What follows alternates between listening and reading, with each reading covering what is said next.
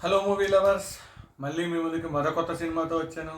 మూవీలోకి వెళ్ళే ముందు నేను ఒక మాట చెప్పాలనుకుంటున్నాను.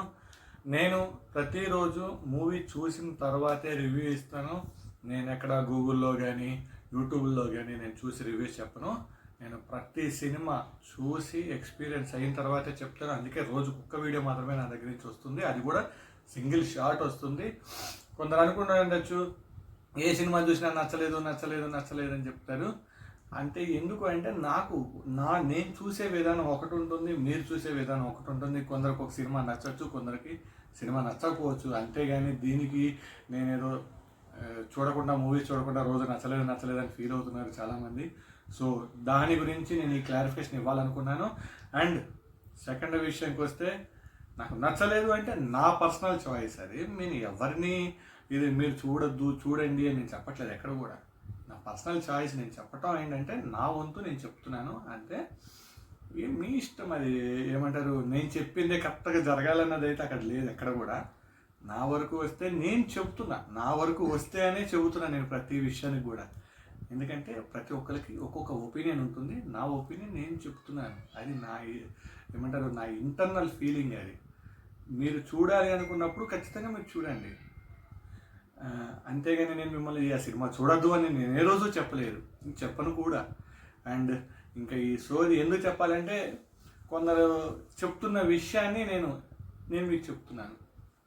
మూవీలోకి వెళ్తే సినిమా పేరు వచ్చేసి సన్ ఆఫ్ సర్దార్ 2.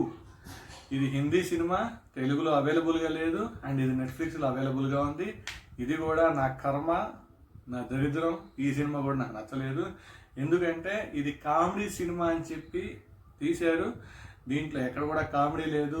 ప్రతి దాంట్లో అది ఏమంటారు, అతి ఎక్కువ ఉంది. కామెడీ అని చెప్పడానికి లేదు. ఇది మూవీ విషయానికి వెళ్తే, హీరో పంజాబ్ నుంచి లండన్కి తన వైఫ్ కోసం వెళ్తాడు. అక్కడికి వెళ్ళిన తర్వాత వైఫ్ ప్లేట్ మారుస్తుంది. సో చేసేదేం లేక అతను ఒక రెంటెడ్ హౌస్కి వెళ్తాడు. అక్కడ హీరోయిన్ పరిచయం అవుతుంది. ఈ హీరోయిన్ ఫ్రమ్ పాకిస్తాను. హీరోయిన్ వాళ్ళ డాటరు ఒక ఇండియన్ పంజాబ్ని ప్రేమిస్తుంది. సో ఈ ప్రేమని వాళ్ళ పేరెంట్స్ ఒప్పుకోరు, ఎందుకంటే వాళ్ళు ట్రూ ఇండియన్స్, ఇండియా మీద ప్రేమ ఎక్కువ ఉండి అట్లా ఉంటుంది. వీళ్ళని ప్రేమని గెలిపించడానికి హీరో, పాకిస్తాన్ నుంచి వచ్చిన హీరోయిన్ ఎలా ఒప్పించారు, ఏం చేశారు, దీని గురించి వాళ్ళు ఎంత కష్టపడ్డారు అనేదే సినిమాలోని విషయం.